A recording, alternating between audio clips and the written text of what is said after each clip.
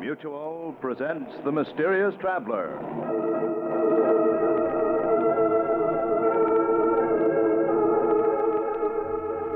This is The Mysterious Traveler, inviting you to join me on another journey into the realm of the strange and the terrifying. I hope you will enjoy the trip, that it will thrill you a little and chill you a little. So settle back, get a good grip on your nerves, and be comfortable. If you can.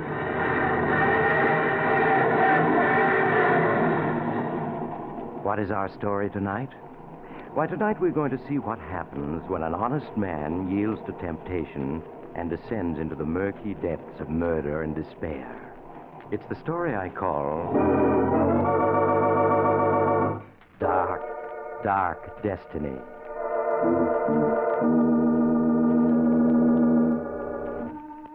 In the office of Dr. William Norris, Joseph Harrison, a man in his 30s, is waiting anxiously as in the next room Dr. Norris is finishing his examination of pretty young Mary Harrison.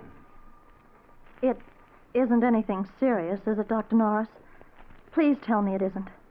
I'm afraid it's too soon to say, Mrs. Harrison. Until the X-ray plates are developed, I can't say yes or no. And now, your husband is waiting outside, and he's probably beginning to worry, Yes, so... of course, Doctor. Poor Joe, he does worry about me. Well, here's your wife, Mr. Harrison. You must have thought I'd kidnapped her. No, but I was getting a little worried, Doctor. I hope you didn't find anything very wrong. Well, I took a complete X-ray series. I won't be able to tell much until they're developed.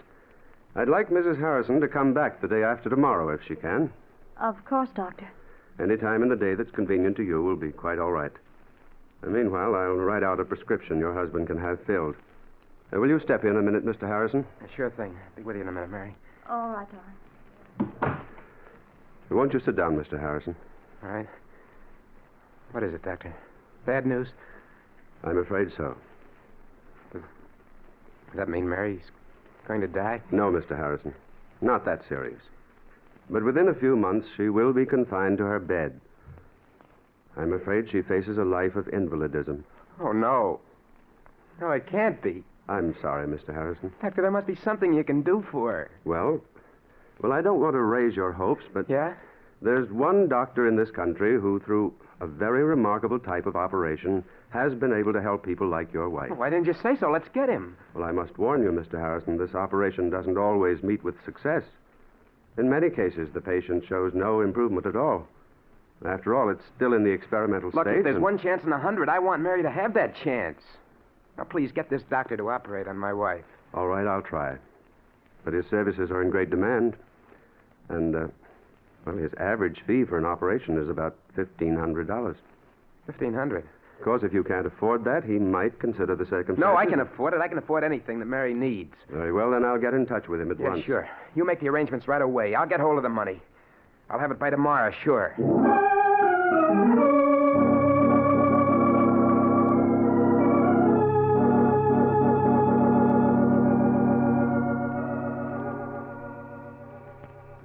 Darling, help me off with my coat, will you? Oh, sure. How you feeling? Oh, my backache is much better since I took the medicine Dr. Norris gave me. I'm sure I'm going to be all right, Joe. Of course you are. He's one of the best doctors in the city. He'll have you well in no time. Did he tell you anything more, Joe?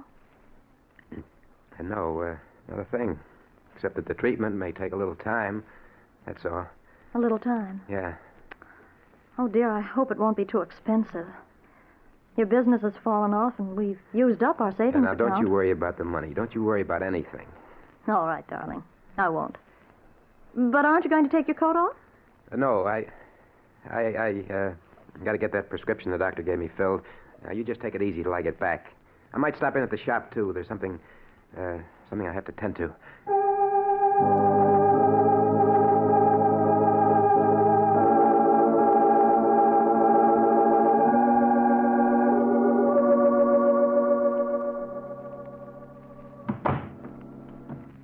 The Danvers, I'm Joe Harrison.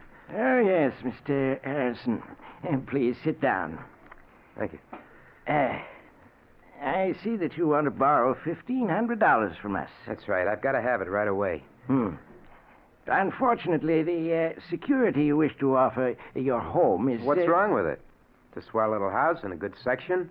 It's all in good repair. Houses are worth money these days. Quite true.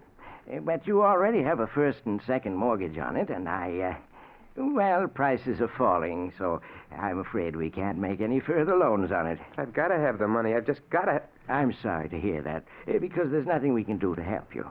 Then forget about the loan. I'll sell the house. Plenty of people want houses. That's true, too, but I don't think you can possibly clear much over the mortgages on a sale. A few $100s, perhaps. You see, those mortgages were issued when prices were at their peak. And now, well, things have changed. Yeah, I see they have.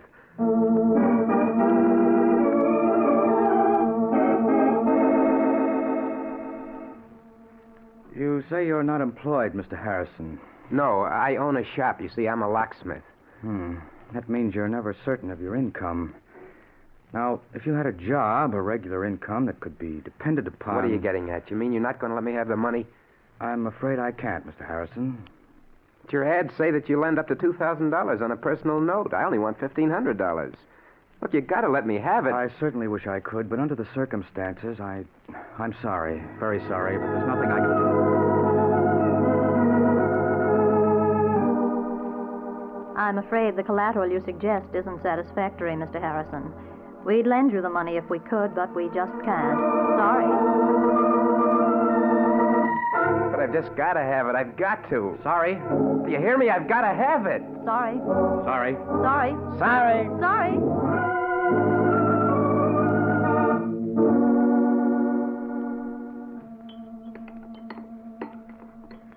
Joe, you're not eating.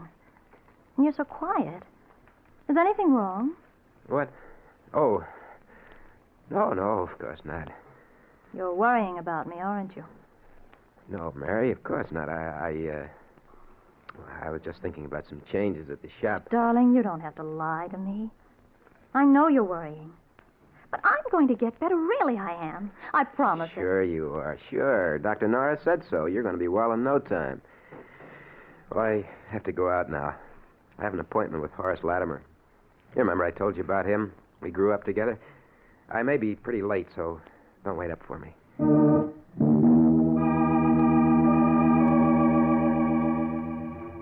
Joe had no appointment with Horace Latimer, but he went to see Horace anyway, for they had been boyhood friends until their paths had separated. Horace had grown rich, and Joe hoped desperately that Horace would lend him the money he had been trying to raise all day. A sum that would mean nothing at all to Horace. $1,500, that's rather a lot of money, Joe. I know it is, Horace, but it's for Mary. It's for an operation. I've got to have it. I see. Well, now, why don't you try the bank? You have a house, I business. have tried the bank, and a half a dozen loan companies. They all turned me down. They said my security wasn't good enough. Oh, I see. Oh, that's too bad. But you know, I don't quite understand why you came to me, Joe. Because we're friends, that's why. Because when we were boys, we agreed that each of us would always lend the other a helping hand if we could. Boys don't understand business very well, I'm afraid, Joe. Oh, I guess not. They don't understand business. They just understand friendship. You know, if I had the money, I'd lend it to you if you needed it. I don't doubt that at all, Joe, and you can bet I'd lend it to you if I had it. But that's the trouble. I haven't any ready cash. The income tax, you know, and, well, a couple of shaky investments that I'm trying to bolster up. All right, Horace. Never mind explaining. I get the idea. You're not going to lend me any money. Now, really, Joe, I would if I could, but I can't. I'm sorry. Save your sorrow for somebody who wants it. I don't need your money, you hear? I'll get it someplace else. I'll get it someplace. Somehow.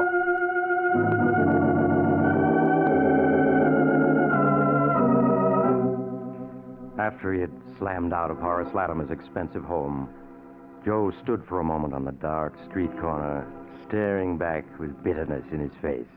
Yeah, you're sorry. I'll bet you are.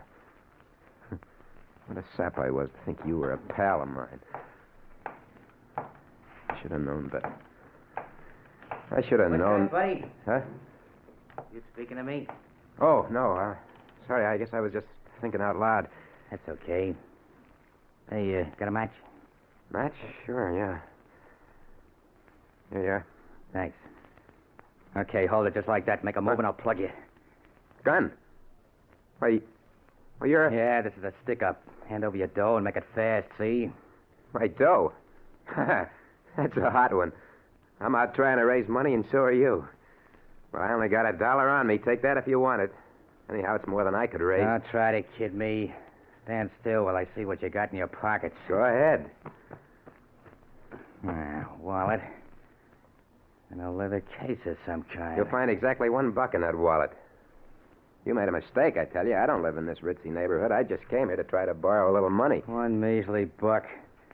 But I'll bet you got a roll hidden in this leather case. It's heavy enough. There's nothing in there but my emergency kit. Yeah, well, I'll see for myself. Hey, this kit is full of skeleton keys and pick locks and stuff.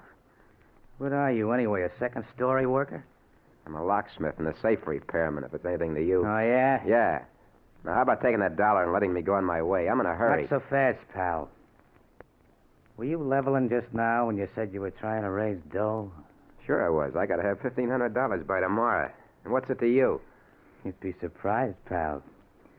Okay, I'm putting the gun away, but you ain't leaving yet. Why not? Because me and you are going to talk business. I got a plan that'll get us both all the dough we need.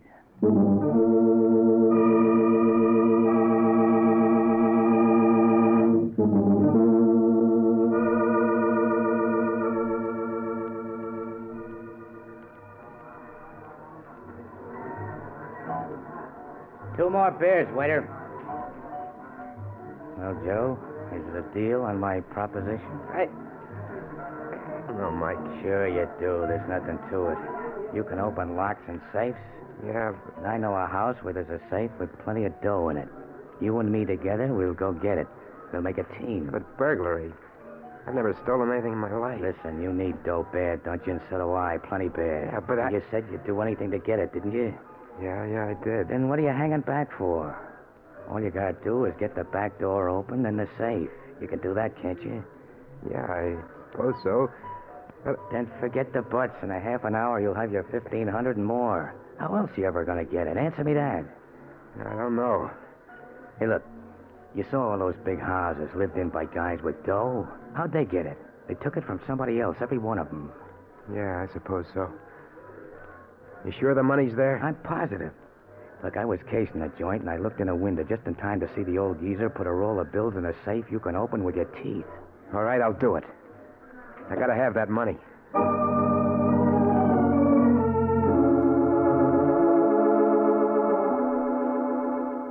And so, half an hour later, Joe and his newfound acquaintance stood in the shadows of the rear entrance of an imposing brick house, listening intently. Not a sound anyplace. Good thing there's no dogs around. 1 o'clock. Everybody's hit the hay long ago. This'll be a cinch. That lock looks easy enough. I shouldn't be doing this. Must be some other way to get the money. Don't be a sucker all your life. You gotta take what you want in this world. Go on, get the door open. Gotta get inside before we're spotted. Well, all right. It'll only take a second, I think. Yeah, it's coming. There, it's unlocked. Let's get inside. Come on. There. Good.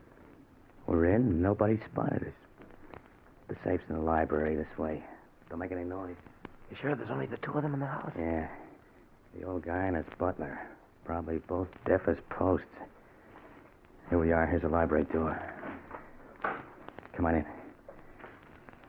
The safe's behind a picture on this wall. That picture there? Yeah, that's the one. Now lift it down. There you are. There's the safe. Just a kid's toy. Kid's toy, nothing. That baby's tough. Well, you can open it, can't you? Yeah, but it'll take at least a half an hour. Well, get going. We can't stay here all night.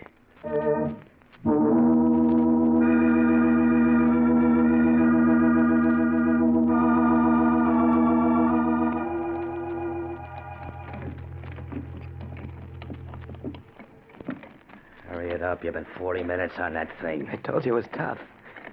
It's coming now. There. Here. About time, too. Now, let's see what's in it. Here's the cash box. Wait till I open it, and we'll know what we got. There, look. Oh, cash, Mazuma. What did I tell you? There must be thousands there. Easy, come on. Let's count it and divvy it up. No. Never mind. Just give me the 1,500. That's all I want. You can keep the rest. You kidding? No, that's all I want. Just the 1,500 that I need. Okay, if that's the way you want it. Here you are.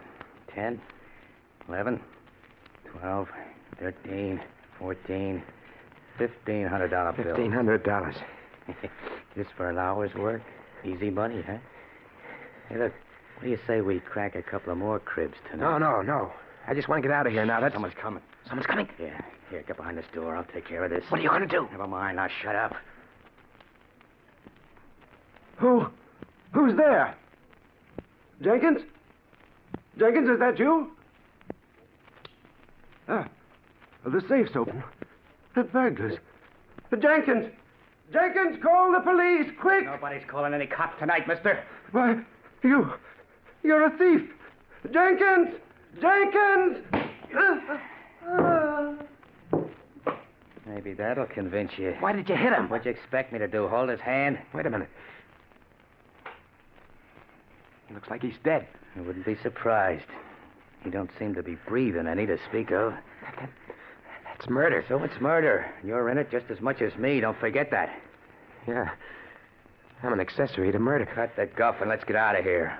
Or do you want to get caught? No, of course not. Then come on, let's get going.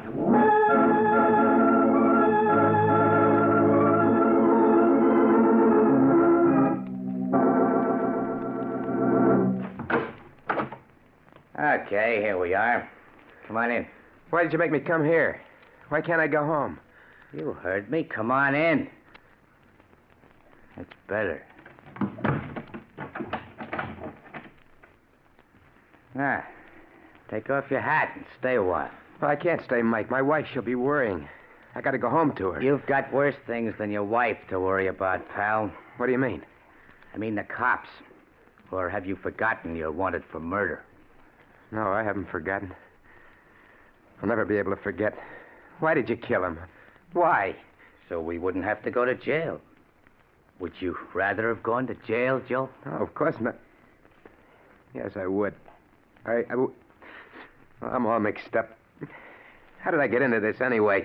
You needed dough. That's how you got into this, and you got it. So cut out the sob stuff. We're in the clear.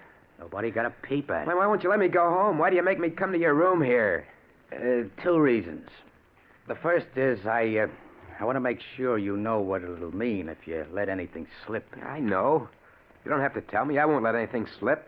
If I thought you might, I'd slit your throat right now. I won't, I tell you. I have to live, for my wife's sake. Okay. And the second reason you're here is so you and me can have a little talk. Talk? What kind of a talk? Joe, I like the way you got that door and that safe open tonight. You and me got a future together. I don't know what you mean. Oh, yes, you do. As soon as the heat's off, we're going to do another little job together. Oh, no. No, I won't. I won't. Yes, you will. I tell you I won't. You can't make me. Oh, yes, I can. Because if you don't, I can always send a little note to the cops telling them it's you they want for that killing tonight. You wouldn't do that. That'd get you, too. I'd be a long ways away by then, but you can't get away. You got a business here and a sick wife. You couldn't leave them. Well, now you see why you're going to do what I say? You dirty... You... No, don't say it. You don't think you can pull a job and then go on as if nothing had happened to you. You're mixed up in murder. And somebody's always got to pay for murder. One way or another. I only did it for Mary's sake. Don't matter why you did it. You're in it now and you can't get out. Not without paying in some way. I got a good mind to go to the police, to confess. Get this off my chest. Oh, no, you don't. You see this gun? I'd plug you in a second if I... Get away. Let go of my hand. Let go. You got me into this. You're not going to make me go any further into it. Take that away from you. Mike. Mike. He's dead. He's dead. He tried to shoot me and shot himself. I gotta get away from here. I gotta get back to Mary.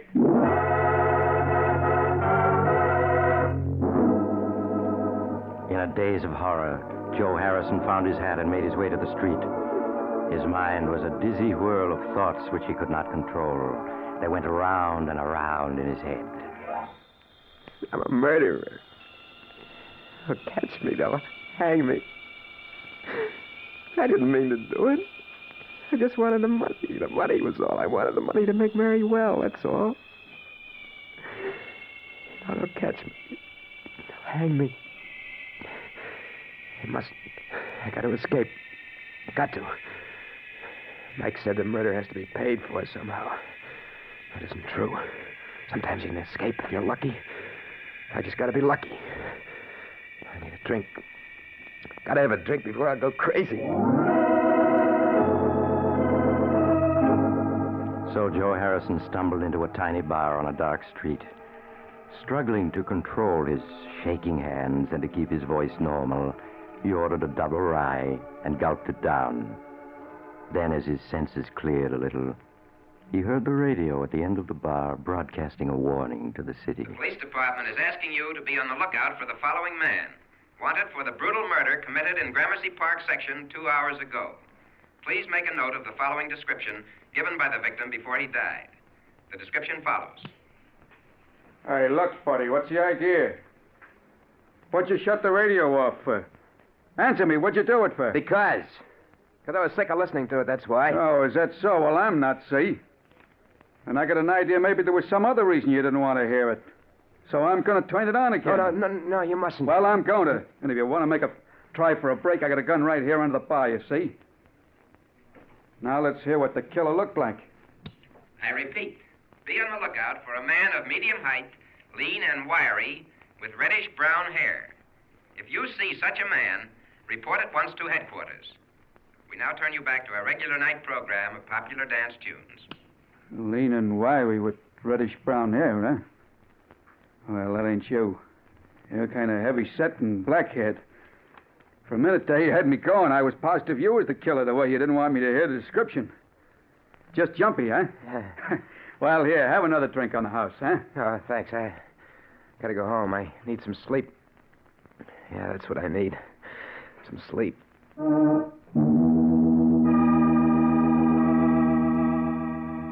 Aghast at how close he had come to giving himself away, Joe Harrison hurried home.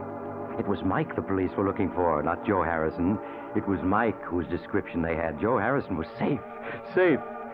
Hardly able to believe in his own good luck, Joe reached his home and let himself in. Mary was already asleep. Quietly, he got into bed and at last fell asleep himself. A sleep troubled by nightmares that gave him no peace. When he woke, it was morning, and Mary was preparing breakfast. Good morning, darling. What time did you get home anyway? I waited up for you almost till 2. I was pretty late. I stopped at the shop and did a little work. Forgot to watch the time. And this morning you looked terrible. I know. You're worrying. About me. But you mustn't, darling. I'm going to be all right. Really, I am. Of course you are. I'm going to see to that. What do you think? Dr. Norris called up last night. He wanted to talk to you. He said he had good news for you. Good news? Mm-hmm. But he wouldn't tell me what it was. I don't know why. He asked for you to stop in at his office this morning. Yeah, I think I know what it is. Yeah, sure. I'll go right over and see him. Oh, but, darling, you're going to eat breakfast first, aren't you? No, I'll eat when I get back. I want to see the doctor first. Anyway, I'm not very hungry. All right, Joe. But please hurry back. I want to know what the doctor says. Yeah, sure, Mary. I'll be right back. But everything's okay now. Everything's okay.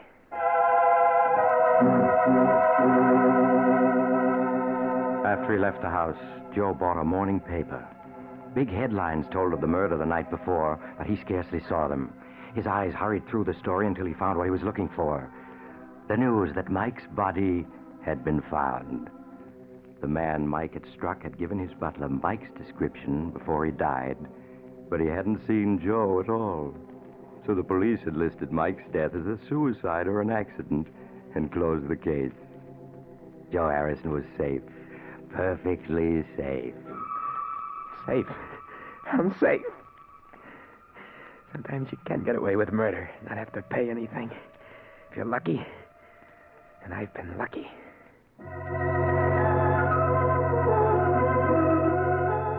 When he entered the doctor's office, Joe's expression was that of a man who had just faced disaster and been rescued at the last moment. He seated himself and tossed the folded newspaper into the wastebasket. Good morning, Doctor. Mary said you phoned that you had good news. Oh, yes, Mr. Harrison. Yes, I called you last night after I got in touch with the surgeon I spoke of yesterday, Dr. Nelson Richards. I wanted to tell you that he had agreed to operate on your wife. That's swell, Doctor. That's swell. I got the money right here in my pocket. The money, yes. Yes, I was going to tell you that Dr. Richards had said not to worry about that. You could take as long as you wanted to pay it. As long as I wanted. Then it wasn't necessary. I didn't have to do it. I didn't have to do it. I'm afraid I don't understand, Mr. Harrison. Oh, never mind, Doctor. I mean, here's the money. I got it right here. I want to pay for it. He's got to take it right away. What's the matter? Why are you looking at me like that for? The operation is going to cure Mary, isn't it? You said it would. You can't go back on your word now. You can't, do you hear? It's not that, Mr. Harrison. Yes, the chances are the operation would have cured your wife. But, well, unfortunately, Dr. Richards was the only man in this country able to perform it. Well, so what? He said he'd do it, didn't he? So what's the hitch? Mr. Harrison, Dr. Richards won't perform the operation now. Why not? Dr. Richards was tragically killed last night by a burglar who broke into his home on Gramercy Park.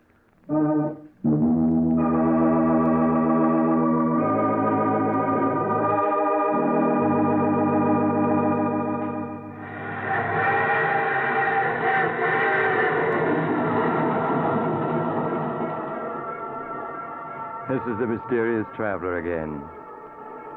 Fate plays strange jokes sometimes, doesn't she? Poor Joe Harrison. He forgot that good can never come out of evil, and that crime must always be paid for by someone. If only he hadn't let himself be tempted. But he did. What became of him? Why, he devoted himself to taking care of his invalid wife, Mary. But his deed continued to weigh on his mind. And when she died several years later, he confessed everything to the police. I do hope his experience is proof that crime really doesn't pay. I always say... Oh, you have to get off here. I'm sorry. But I'm sure we'll meet again. I take this same train every week at this time.